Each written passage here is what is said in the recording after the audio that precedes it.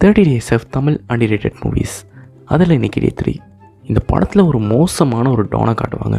அவனோட வேலையே என்னென்னா தன்ட்டு இருக்க சரக்கு எல்லாத்தையும் ஸ்மகிள் பண்ணிட்டு போய் அதை விற்று அதை காசாக்குறது தான். ஆனால் அவனோட நேரத்துக்கு லாஸ்ட்டாக பண்ண எல்லா ஸ்மக்லிங்கும் ஃபெயிலியர் ஆகி சரக்கு எல்லாமே போலீஸ்கிட்ட மாட்டிக்கிது.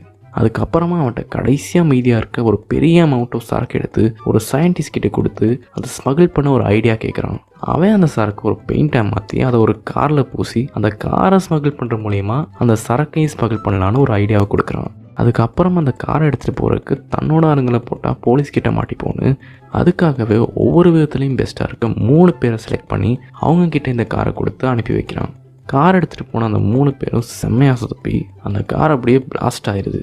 அதுக்கப்புறமா அந்த கார் எடுத்துகிட்டு போன அந்த 3 பேருமே அந்த டான் கிட்டேருந்து தப்பிக்கிறதுக்காக என்னெல்லாம் பண்ணுறாங்கன்னா ரொம்ப காமெடியோட சொன்ன கதை தான். இந்த படம் ஃபுல்லாகவுமே டார்க் ஹியூமராக தான் இருக்கும். உங்களுக்கு டாக்டர் மாதிரியான ஒரு படம் பார்க்கணுன்னா கண்டிப்பாக அந்த படத்தை பாருங்கள்.